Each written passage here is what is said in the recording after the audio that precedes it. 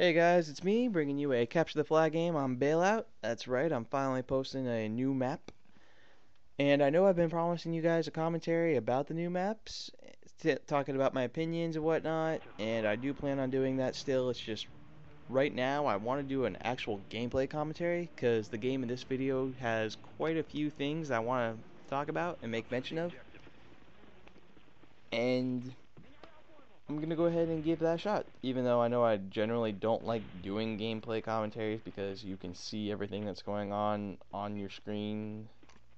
I feel like I'm narrating instead of actually commenting, or at least other times. There's actually stuff I want to comment on.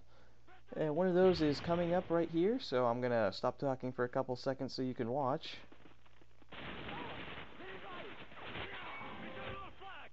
And there you go. What happened was, as you saw, I got into a firefight. It I thought it ended, so I started to reload, even though I still had like half, if not more, of my bullets left. And I died because a guy came around the corner and shot me. And that brings me to the point. Don't be too hasty to reload. It's a problem I have quite a bit, especially when I kill somebody. Even if I only used 2 or 3 shots, I still instantly try to reload. And as you see, that can definitely get you killed sometimes. It's not the biggest problem in the world, but it definitely can screw you over sometimes. And something else I want to talk about that is coming up again is what I'm going to refer to as anti-lag. Watch these two. Both of them shooting at me. One of them, first one guy even hit me. And I had to check after that to see what happened. I had 3 bars. Their whole team had 4 bars. And it could be possible that those 2 guys just had bad aim and were missing me, but personally, I think they got screwed. I think they were probably hitting me and just not getting credit for it because of some sort of weird connection thing, which I do blame a lot of problems in this game on, is connection. So, I mean, you can call me crazy, but I try to give credit where I think credit is due, and I think one of those guys before I got screwed, maybe both of them. I think I would have killed the first guy, but I think the second guy should have killed me. The next thing I want to do is kind of apologize. I'm running stopping power right now instead of cold-blooded like I generally do when I sneak around these sideways.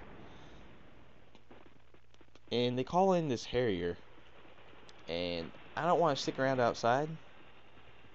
And I didn't feel like grabbing the objective when the Harrier was up, so I come into this house, and I honestly get a little bit campy, a little bit douchebaggish. But I really didn't want to be outside. I have no problems dying because some guy just turns and sees me. By that I mean I'm probably still going to complain, but it's understandable. But I didn't have a stinger, so I didn't want to try to take on a Harrier. At this point, I mean, people have been rushing in. They know I'm here. And it's been a while, so the Harrier, I figure, was going to be leaving. So I do kind of take off. Do try to find a at least semi-safe place to call in the Predator. And I, epic fail here. Look, red squares and, oh, wait. That's a roof. That's something you don't aim for. Except for me. Next thing I want to say is, well, first, before you want to start accusing me of camping here, I really thought the flag carrier was going to be running down there, and I wanted to be ready because I didn't want them to score. But what I was going to say was, handguns as secondaries have a huge advantage at times. Like, as you see, I'm kind of running low on ammo, and these guys start coming this way. I run out of ammo, and I'm able to practically instantly switch to the handgun, which allowed me to kill that guy. And that is one advantage they really have over machine pistols or shotguns or anything like that, is they switch so much faster. And it's something you don't really think about until times like that where it really saves your life. Plus, I have fallen in love with the USP all over again. I first kind of sold it out for the PP2000, but I've fallen in love with it again. I remember why it was so awesome. Kind of get some lucky moments there. Probably should have died somewhere in there. But again, probably anti-lag. Now, as you saw, I didn't really go for the objective. So, for the second half, I want to talk about teamwork. And I know I've said before that generally doesn't play that big of a role in Modern Warfare 2 as much as it does in other games, like Bad Company 2, for instance. But this was another one of those games where we actually talked to each other, and it really was beneficial to everyone. So, again, people need to communicate better. It's a huge problem with this game. But when you do, it can be really good. I'm kind of just stalling now. I get the AC-130.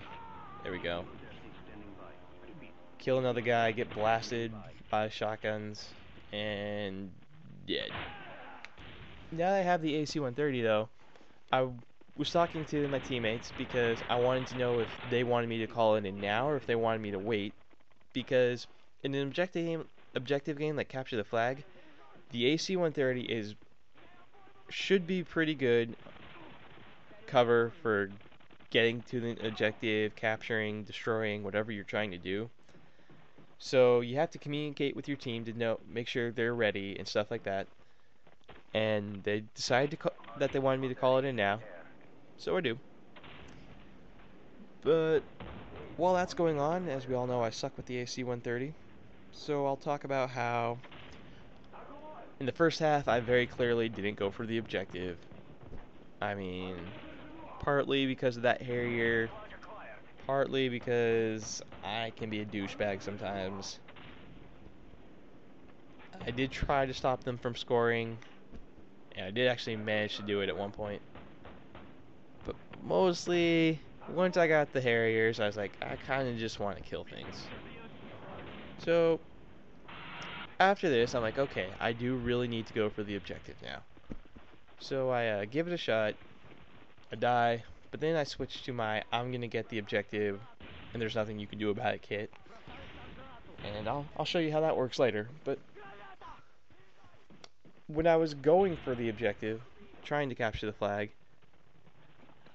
just people on my team talking, it saved me, it helped me complete objectives, it helped me capture the flag, it helped me stop them, and I'll point those instances out so you can see how it works, because I think a lot of people don't understand how communication can really save the team.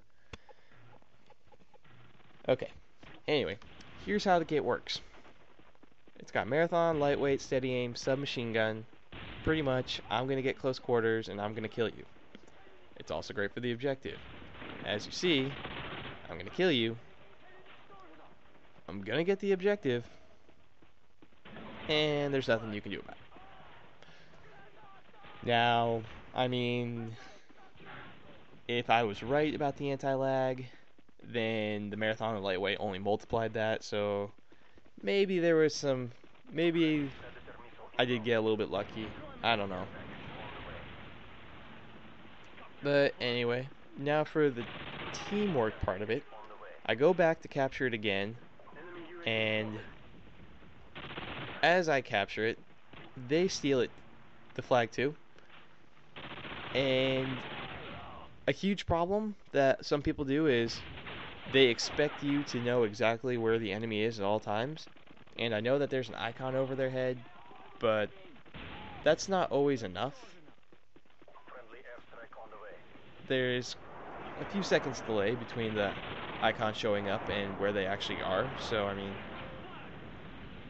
mean, communication really is great. That way you know where they're going. They steal it, and Wheezy just instantly is like, hey, he's running up the middle, so I know to go this way instead of the way I went last time. I'm able to kill him, get the flag back, and he tries again, dies. And it was really communication that allowed us to pull that one off. And I'm sorry if I was repetitive and the commentary wasn't that great, but I really want to get that point across. Talking is good. Handguns are good. The USP is amazing. But anyway, I promise I'll get the other videos up soon. You guys take care.